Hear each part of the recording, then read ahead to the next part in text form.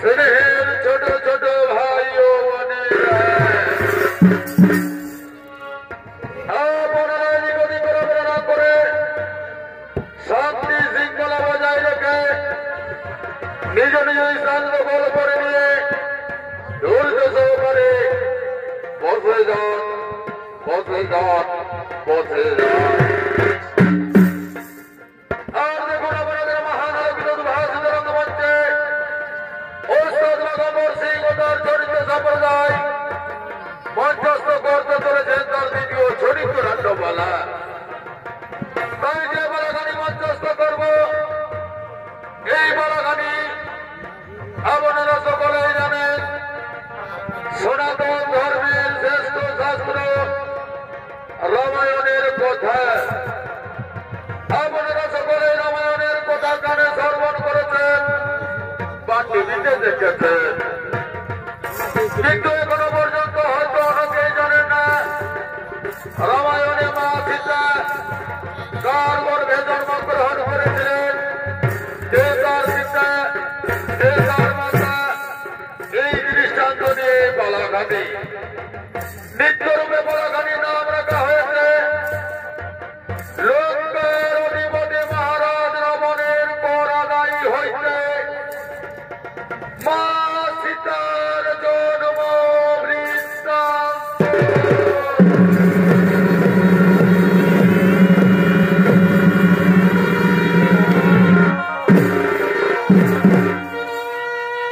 আশা করি আপনারা সকলেই পুরোটি ধারাবাহিকভাবে বুঝতে পারবেন। পালাগানির নাম লঙ্কার রাবণের কর আদায় হইতে মা সীতার জন্ম বৃত্তান্ত। ওদিকে লঙ্কাধিপতি মহারাজ রাবণ ও তার বিচক্ষণ মন্ত্রী সেনাপতি সৈন্যগণ নিজ রাজসভার দিকে করছেন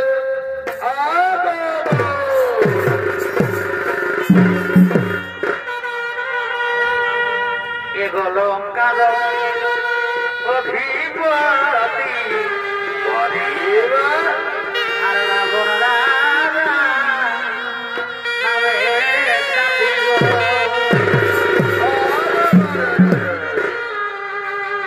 লঙ্কার অধিপতি রাবণ রাজা নামে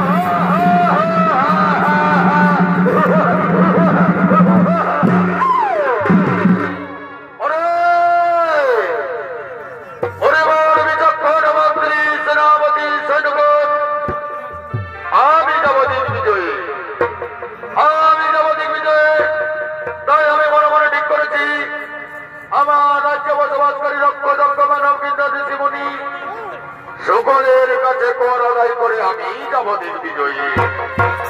তাই ওর বিচক্ষণ মন্ত্রী সেনাপতি সেনগণ বিলম্বের নাহি বিরোধ। যাও যাও, তোমরা আমার রাজ্য বসবাসকে রক্ষা দেখো মানব গীতার জীবনী সকলের কাছে কর আদায় করে নিয়ে এসো।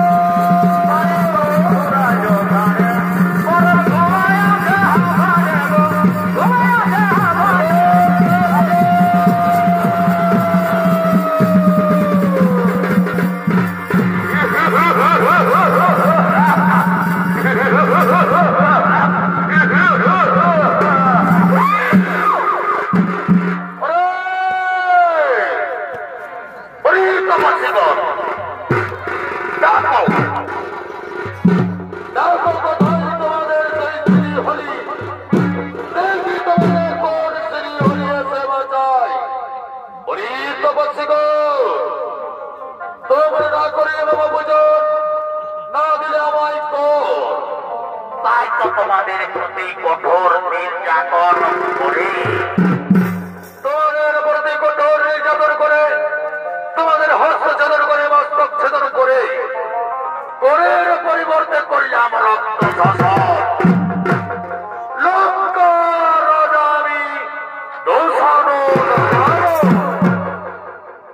পরিবার মন্ত্রী সেনাপতি সেনগণ তাও তাও সমস্ত তপস্বীদের শাসন করা রক্ত আমায় দাও।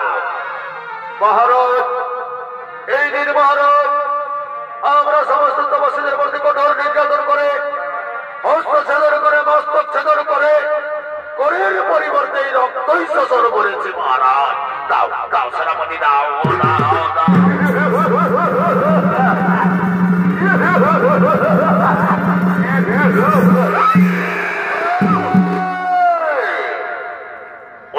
তপস্বীগণ, তোমরা না করিলে মম পূজন, না দিলে আমায় কর, তাই তো তোমাদের প্রতি কঠোর নির্যাতন করি।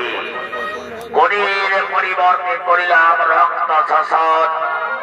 লঙ্কা রাজা আমি ভয়াবহ দশারণ রাবণ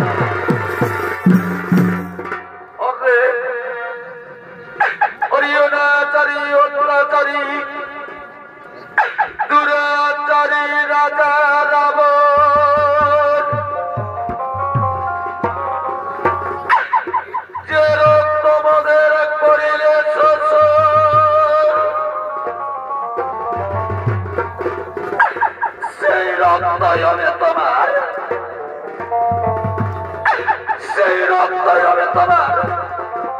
মৃত্যু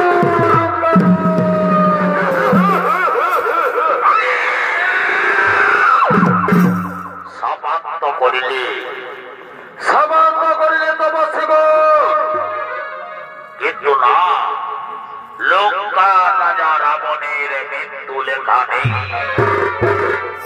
ত্রিলোক বিজয়ী আমি লঙ্কা রাজা দশানন রাবণ মোর বিচক্ষণ মন্ত্রী সেনাপতি সৈন্যগণ, আমি যাব দিগ্বিজয়ী। আমি যাব দিগ্বিজয়ী। তাই বিলম্বের নাহি বিজয়। চলো চলো আমরা নিচালয়ে করিয়া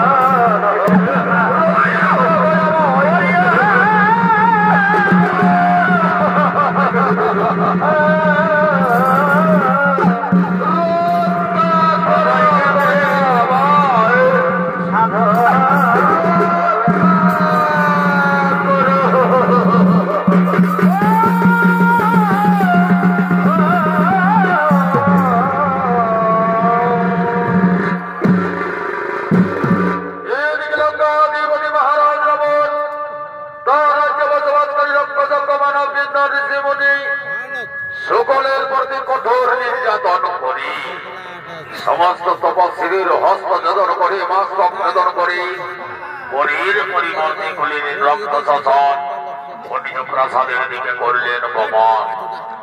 অপরদিকে লঙ্কার অধিপতি মহারাজ রাবণের অর্ধাঙ্গিনী পত্নী মহারানী মন্দাদরী অন্যান্য দিনের নেই আজকে রজনী প্রভাতে স্বর্ণলঙ্কার শিব মন্দিরে গিয়ে শিব ঠাকুরের উপাসনা করে তার দাসীদের সঙ্গে নৃত্য করতে করতে নিজ কক্ষের দিকে করছেন।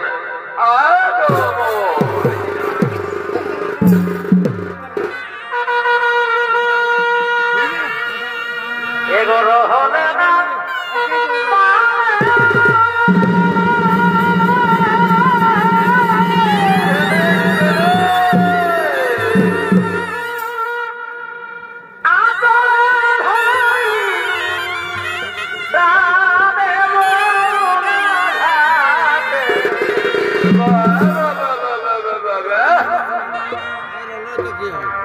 গায়ের মানুষ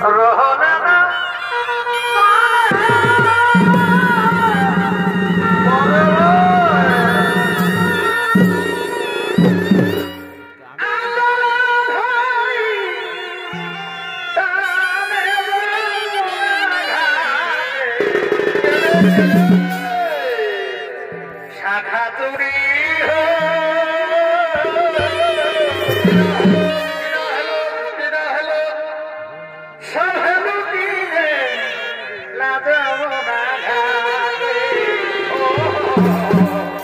শাখা চুরি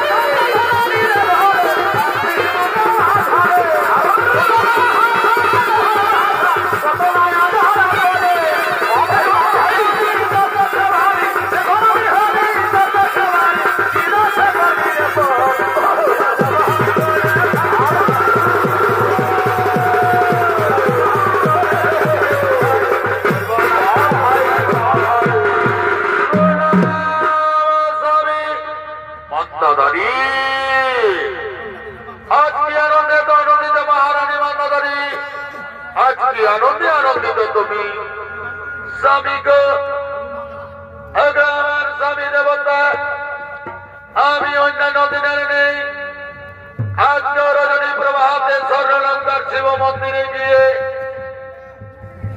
শিব ঠাকুরের উপাসনা করে আনন্দে নিত্য গীতি করছিলাম স্বামী, আনন্দে নিত্য গীতি করছিলাম।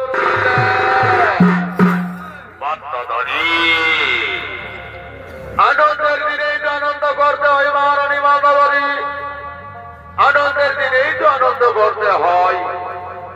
আজ তোমার স্বামী ত্রিলোক বিজয়ী, তাই তো আমি মনে মনে ঠিক করেছি আমি যাব দিগ্বিজয়, আমি যাব দিগ্বিজয়ী।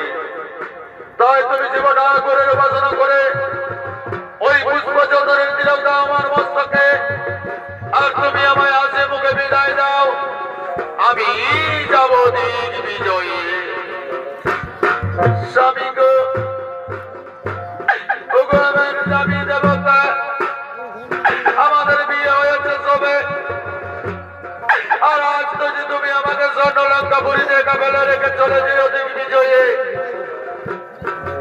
আমি যে তোমার বিরহ যন্ত্রণা সহ্য করতে পারবো না স্বামী,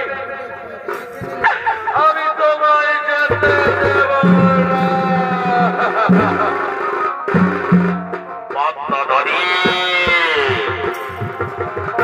কাকে তুমি বাধা দিচ্ছ মহারানী মাতাধারী? তুমি জানো না মাতাধারী, যার ভয়ে শ্রী বিষ্ণুর সুদর্শন চক্র, যার ভয়ে ভগবান মহস্ত্র, যার ভয়ে শিল্পী যাই, তাকে তুমি বাধা দিচ্ছ মহারানী মাতাধারী। আর যদি তুমি আমার মুখে বাধা দিও মাতাধারী, তাহলে ওই দেখো তোমার প্রাসাদে রেখেছি সমস্ত তপস্বীদের সচল করা রক্ত কালকুটের বিষ, এই কালকুটের বিষ পান করে আমি মৃত্যুবরণ করে নেব মাতাধারী, তাহলে তুমি চিরতরে একা হয়ে থাকবে। স্বামী গো, ওই অলক্ষণের কথা তুমি আমার কাছে মুখে আনতে পারলে স্বামী, ওই অলক্ষণের কথা তুমি আজ আমার কাছে বলতে পারলে স্বামী।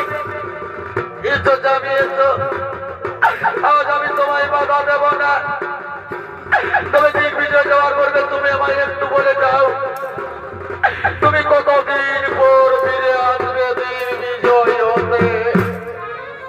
মাতাধারী, দিগ্বিজয় কি আর চারটি খালি কথা মহারানী মাতাধারী? আমি নিজেই জানি না কতদিন পর ফিরে আসবো। স্বামী গো, সেইটুকু আজ তুমি আমার কাছে বলতে পারলে না। এসো স্বামী এসো, আজ আমি শিব ঠাকুরের উপাসনা করে এই পুষ্প চন্দনের তোমার, এই পুষ্প চন্দনের তিলক তোমার মস্তকে দিয়ে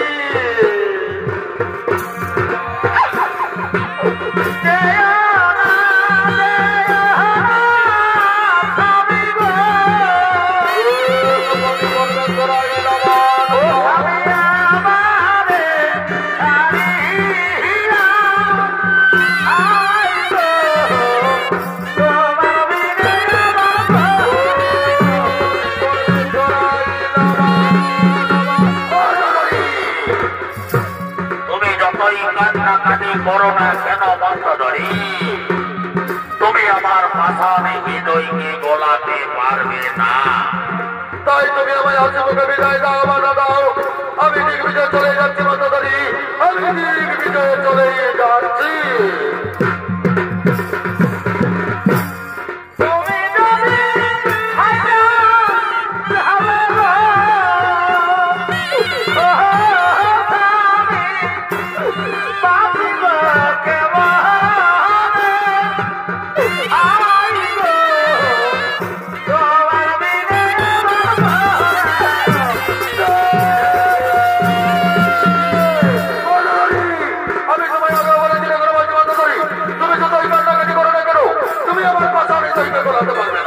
তাই তুমি আমায় হাসি মুখে বিদায় দাও, বাধা দাও, আমি দিগ্বিজয় চলে যাচ্ছি মাতাধারী, আমি দিগ্বিজয়ে চলে যাচ্ছি।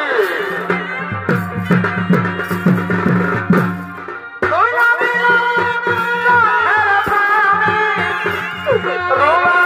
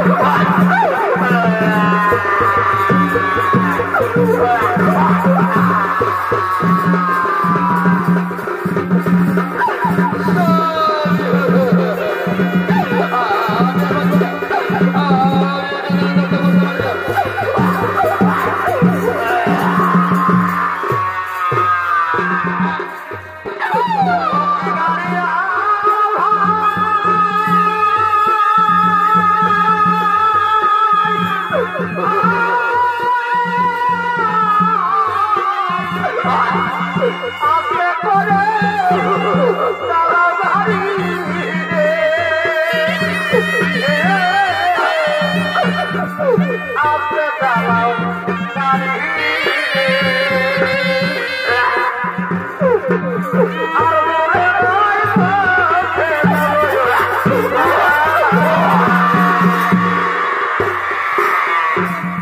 স্বামী হাত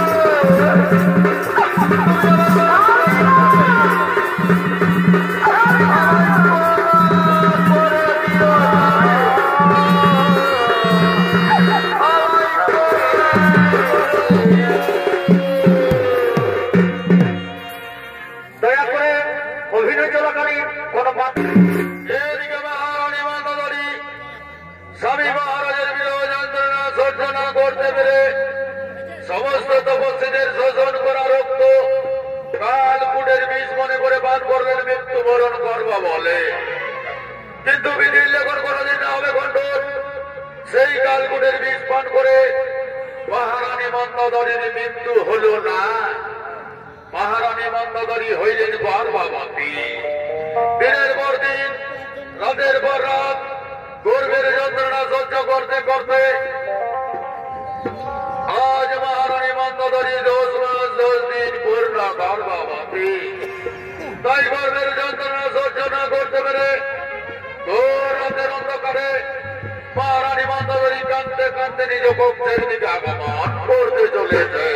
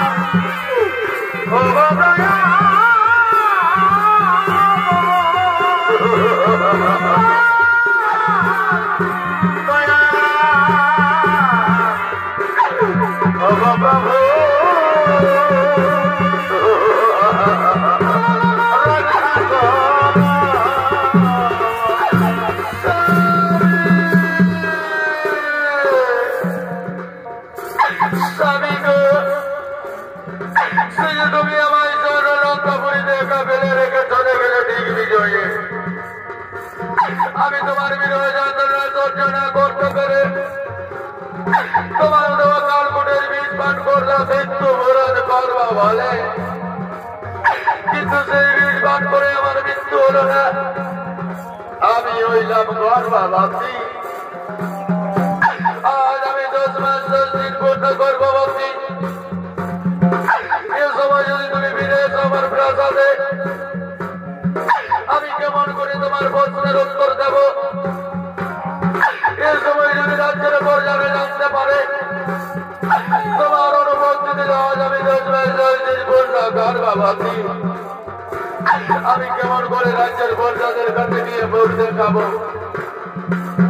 এবার আমি কি করি উপায়? আমি যে কিছু উপায় ভেবে পাই না, আর গর্বের যন্ত্রণা সহ্য করতে পারি না। মনে পড়েছে এ সময় আমি আমার দাসীদের ডেকে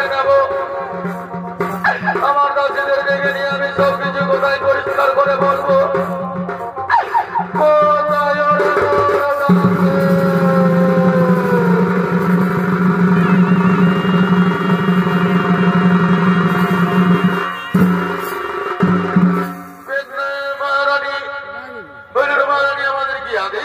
করতে হবে, কোথায় যেতে হবে?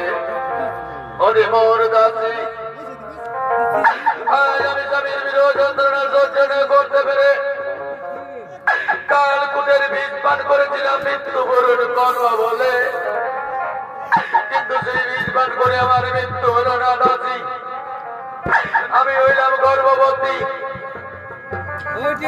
আজ আমি 10 মাস 10 দিন পূর্ণ গর্ভবতী। যদি আমার স্বামী মহারাজ ফিরে আসেন, আমি কেমন করে আমার স্বামী মহারাজের প্রশ্নের উত্তর দেব? বলে না দাসী, বলো আমি যে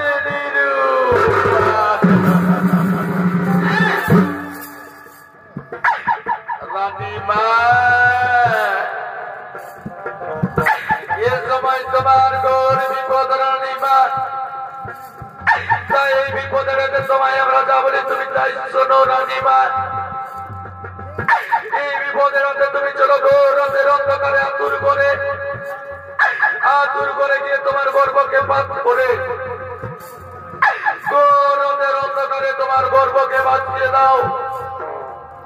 তোমার গর্ভের সন্তানকে জন্ম দিয়ে ঘোর রাতের অন্ধকারে ভাসিয়ে দাও বাল্য নদীর প্রবাহিত জলে।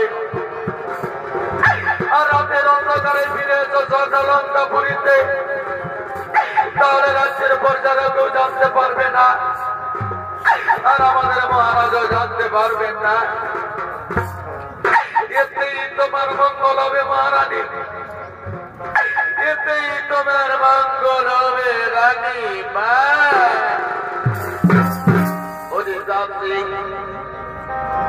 আজ আমি তাই করবো। আমার স্বামী মহারাজের সম্মান রক্ষার্থে, রাজ্যের প্রজাদের লক্ষ্য লজ্জার্থে আজ আমি গৌরবের অন্ধকারে আমার গর্ভকে পাত করে আমার গর্বের সন্তানকে জন্ম দিয়ে রাতের অন্ধকারে বাঁচিয়ে দেব বাল্য নদীর জলে। আমি যার গর্বের যন্ত্রণা সহ্য করতে পারি না, চলো তোমরা আমায় নিয়ে চলো আতুর করে।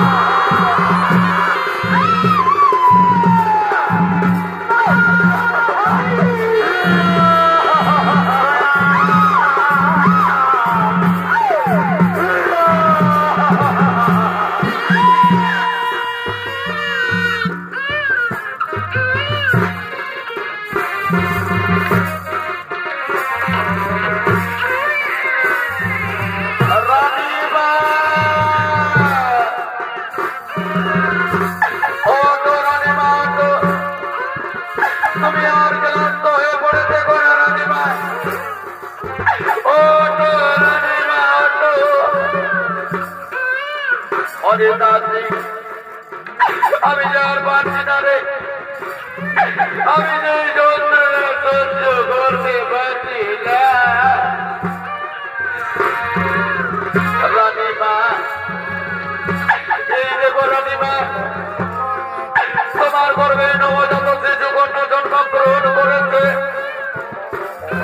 নাও রানীমা নাও, তোমার কন্যা সন্তানকে তুমি তোমার কোলে তুলে নাও। দাও দাও হরিদাসী দাও।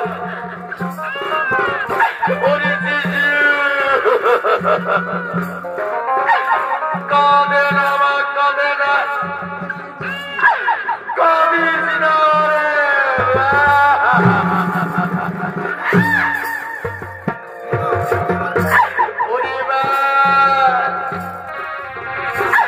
কেন তুই আমার গর্ভে জন্ম নিলি রে মা? কেন তুই অন্য কারো গর্ভে জন্ম নিতে পারলি না? আমি ধরে নিহত ভাগিনি মা, তোরে আমি 10 মাস 10 দিন গর্ভ ধারণ করে জন্ম দিয়েছি, কিন্তু আমি তো তোরে পালন করতে পারবো না। আইনে শোনো বলতে যায় মায়ের বলে ও পাড়ায়। আইনে শোনো বলতে যায় মায়ের বলে ও পাড়ায়।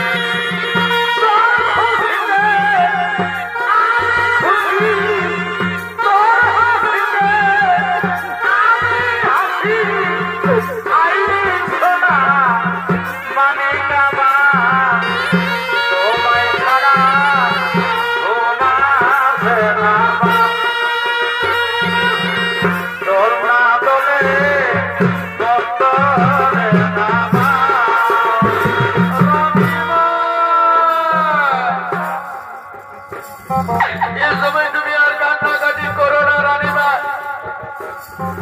রাত্রি প্রায় দ্বিপ্রহর হতে চলেছে। এই রাতের অন্ধকারে তোমায় যেতে হবে ফাল্গু নদীতে। ফাল্গু নদীতে গিয়ে তোমার নবজাত শিশু কন্যাকে ফাল্গু নদীর প্রবাহিত জলে ভাসিয়ে দিয়ে রাতের অন্ধকারে ফিরে আসতে হবে সৈন্যনন্দাপুরীতে। তাই করবো, চলো রে রাজি, তোমরা আমায় নিয়ে চলো সেই ফাল্গু নদীর তীরে।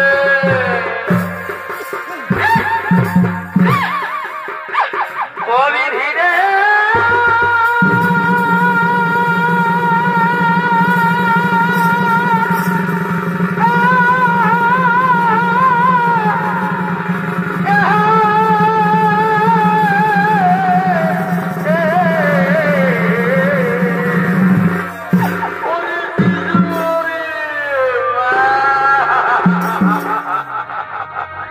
শিশু কন্যা কোলে করি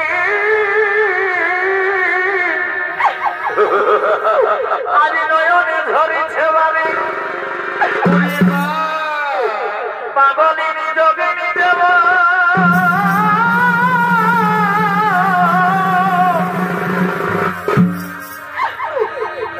আজ নিজের মেয়েকে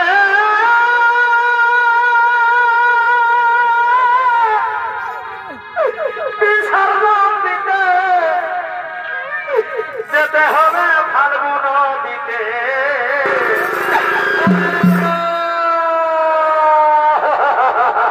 নিজে লেখা বিধাতার লিখো। কেন তুই আমার গর্ভে জন্ম নিলি রে মা? কেন তুই অন্য কারো গর্ভে জন্ম নিতে পারলি না?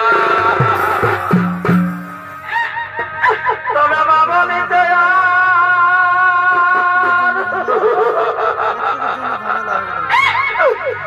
কেউ না রহিলা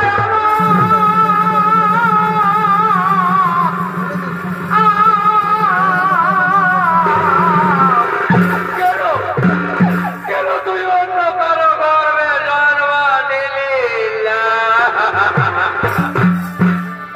ওই আমাকে ডাকিবে বাপরি রূপে দেখো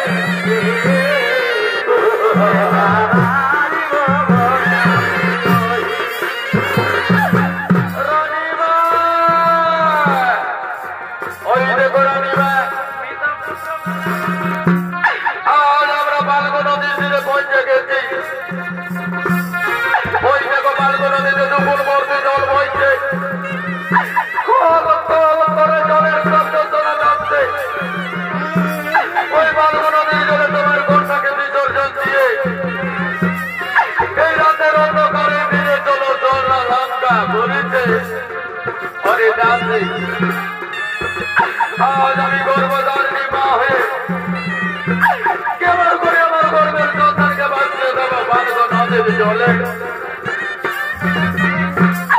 ও গো মায়েরা, ও গো মায়েরা, তোমরাও তো আমারই মতো এক সৃষ্টি নারী মায়েরা। তোমরাও তো আমারই মতো ওই পুত্র নয় কন্যা সন্তান কারো না কারো মা। তোমরা কি কোনদিন 10 মাস 10 দিন গর্ভ ধারণ করে নিজের গর্ভের সন্তানকে জন্ম দিয়ে কোন নদীর জলে ভাসিয়ে দিয়েছ মায়েরা? কোন নদীর জলে ভাসিয়ে দিয়েছ? আজ তোমরা আমায় বলে দাও মায়েরা, আমি কেমন করে গর্ভধারিণী মা হয়ে আমার গর্ভের সন্তানকে ভাসিয়ে দেব বালক নদীর জলে? আজ তোমরা আমায় বলে দাও। রানীমা, এ সময় তোমার ডাকে কেউ সাড়া দেবে না রানীমা। এ সময় তোমার ডাকে কেউ সাড়া দেবে না। তাই তুমি আর কান্নাকাটি না করে চলো রানীমা, তোমার সন্তানকে বাক্যের মধ্যে দিয়ে বাঁচিয়ে দাও বাঁধব নদীর জলে। আর তুমি রাতের অন্ধকারে ফিরে চলো চন্দ্র লঙ্কা পুরীতে। তাই করবো, তাই করবো রে দাসী, তাই করবো। আজ আমি গর্ভধারিণী মা হয়ে আমার গর্ভের সন্তানকে বাঁচিয়ে দেব বালক নদীর জলে।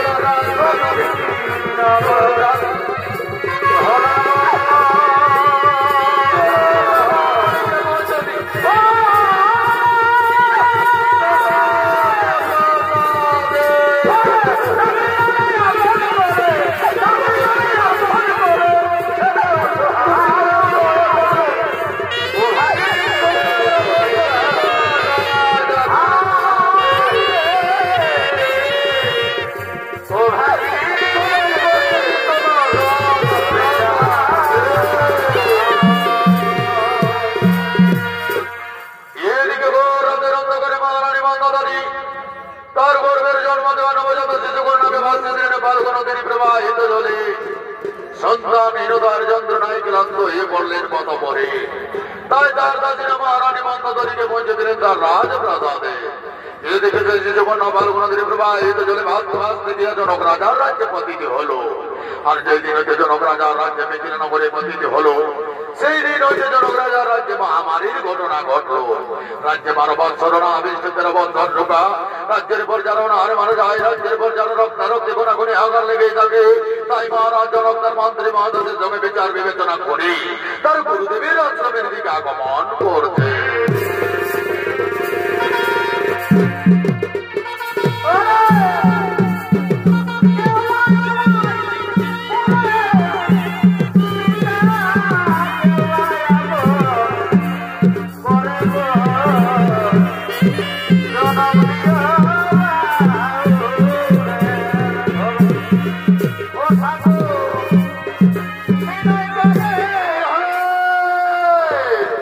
বাহ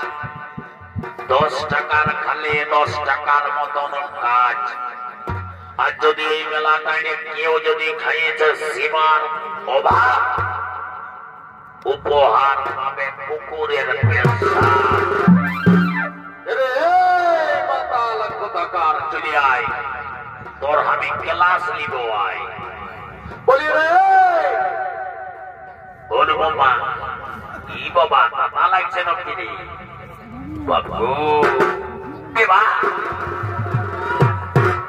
কমিটির মেয়া ছিল বলে একটাও নাম বইয়ে পরিবেক নাই সল্লা গাছ গেলে পুরো নাম ধরেছে বলে দিচ্ছি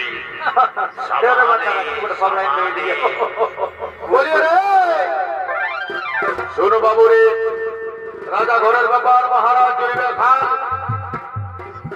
তাই তুই গরুটা নিয়ে আয় সকাল সকাল দাদা কোনো চিন্তা করিস না তুই চাপ লিস না ফোনটা আরো আমার ব্যাগটাই বাচ্চা জানে বাবা এটা আরো কেমন দেখি আমার ফোনটা আগে কি বাবা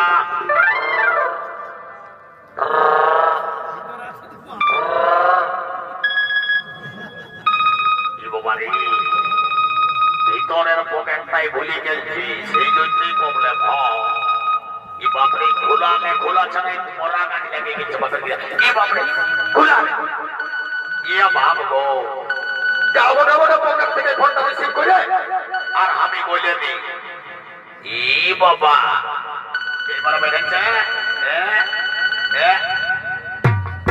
হ্যালো গাইস আমি কাটা দিলে নাড়ু বলছি ওরে বাবা তুমি কে বলছো আমি নাড়ুর না বলছি ও বাবা কেন আমাকে ফোন করেছিস রে বাছা রে কি হইল নাড়ু আউলা নাড়ু শুধু নাড়ু জানো তোর গরুটা কোন দিকে আছে নিয়ে আয় তুই দেখি নাড়ু আউলা তুই কোন চাপ লিস না দেখবি সিসকারি দিতে দিতে আমার গরুটা চলে আসবে আইরে কথা খাবি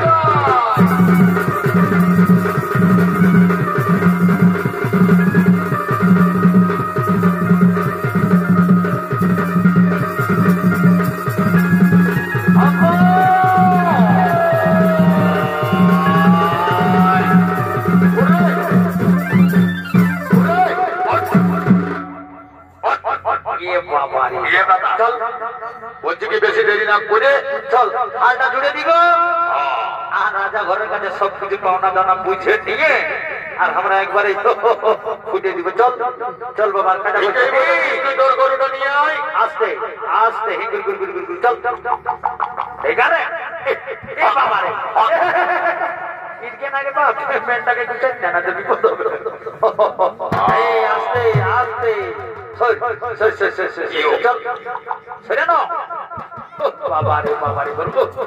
দেখছিস বড় বদমাইশ গরু হয় জোয়ানটা কোন দিয়ে গেল দাদা দেখি জোয়ানটা দিতে একটু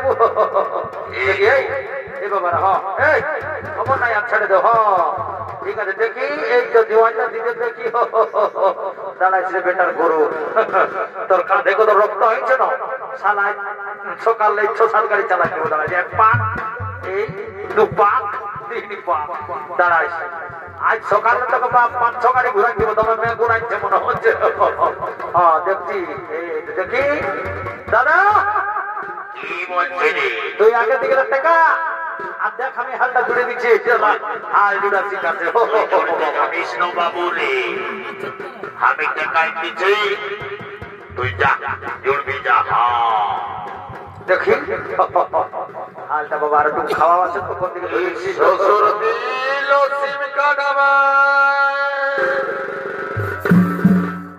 এগো শ্বশুর দিল সিম কাটাবা ভালোই তো বললো এবারে বিহা করলে শ্বশুর ঘরে মোবাইলের সঙ্গে সিম কার্ডটাও ফ্রি এগো মোবাইলটাই ভরে এইবারে তোকে রিচার্জটাও করে দেবে খরচ চাপ নিস না 5G রিচার্জ তো দেখবি দেখলে আর ঠকে গেলি আমি দাদা রিচার্জ করে এ বাবা রে জিও থেকে এয়ারটেল চলে আসছে জিও এখন 350 দিচ্ছে কোনো কথাই না ঠকে গেলি আমি দাদা রিচার্জ করে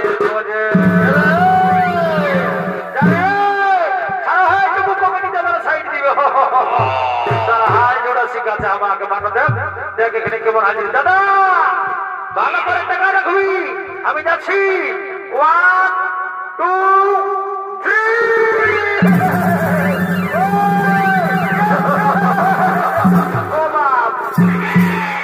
ও বাপ এটা কি হাজির ভাই হ্যান্ড দিকে বাপের জন্মে কবও দেখি নাই বাপের কিরা সারা সাইডটা জোয়ানটার উপরে সাইড হেড থেকে যাইতে পারে আর বই সালা হাতুড়িয়া জন্মে নিয়ে যখন হাল জড়িতে জন্মে জানিস নাই তখন তুই করে খাবি ফিরে জলটা যদি বন্ধ হয়ে যায় বলছিলাম প্রেগনেন্ট জলাই মরে যাবে তখন বুঝতে পারবি শুন তুই হালটা ছাড় আর মহারাজকে ডেকে দিবি যা যা যা যা তুই পারবি না হাল জোড়া শিখাচ্ছে তুই চল তুই পারবি না যা মহারাজকে ডেকে দিবি যা হালে ডাংটি নিয়ে যা ডাংটি নিয়ে যা ডাংটি হ্যাঁ মহারাজকে ডাক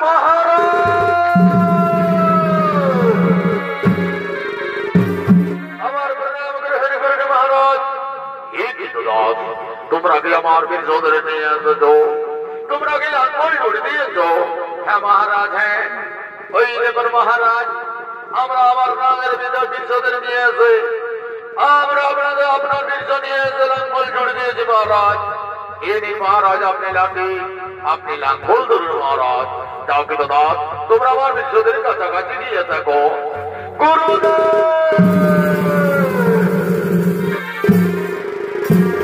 আপনার চরণে শতকোটি প্রণাম গুরুদেব যশস্বী ভব রাজন হে রাজন বিলম্বের নাই প্রিজন বিচলিত হওয়ার নাই বড় কারণ যাও রাজন অতি শীঘ্র তুমি চাষের জমিতে যত লাঙ্গল তুমি লাঙ্গল চললেই তোমার সমস্ত মনস্কামনাই হইবে পূরণ গুরুদেব আপনার আদেশ আমি অক্ষরে অক্ষরে করিব পালন আপনার আদেশ আমি অক্ষরে অক্ষরে করিব পালন বিলম্বের নাই প্রিজন আমি সহযোগী চলিলাম চাষের জমিতে চষিতে লাঙ্গল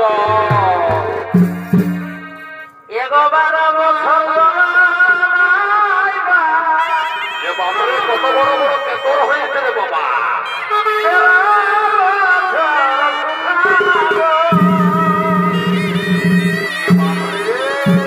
কত বড় বড় কেতর আছে রে বাবা যায় হারবাহিছে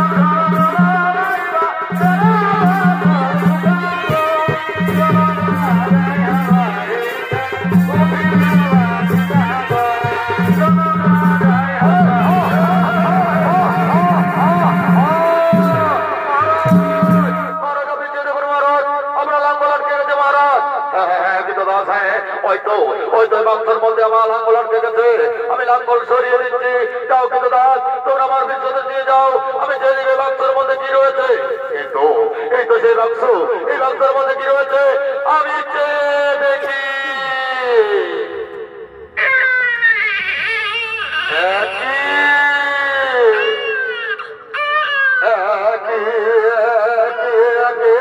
এই বাক্সের মধ্যে রয়েছে শিশুকন্যা এই শিশুকন্যা রয়েছে বাক্সের মধ্যে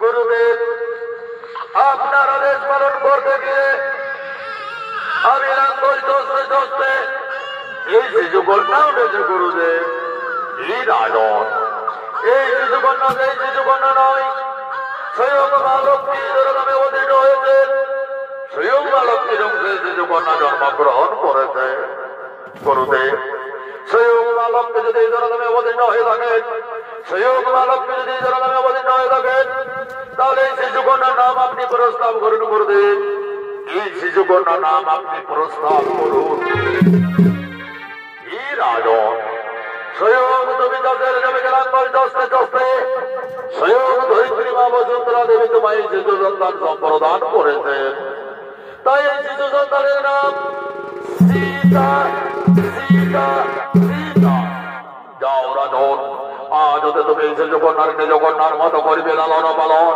আজ হতে সকলে জানবে মিথিলার অধিপতি রাজর্ষি রাজা জনকের কন্যা জানকী জানকী জানকী গুরুদেব আপনার আদেশ আমি অক্ষরে অক্ষরে করিব পালন আজ হতে সকলেই জানবে মিথিলার অধিপতি রাজর্ষি রাজা মহারাজ জনকের কন্যা জানকী জানকী জানকী আজ যদি শিশু কন্যারে আমি নিজ কন্যার মতো করে লালন পালন গুরুদেব, আজ আপনার আদেশ পালন করতে গিয়ে আমার সমস্ত মনস্কামনাই হয়েছে পূরণ। ওই দেখুন গুরুদেব মস্তকের উপরে মেঘ টলমল করছে।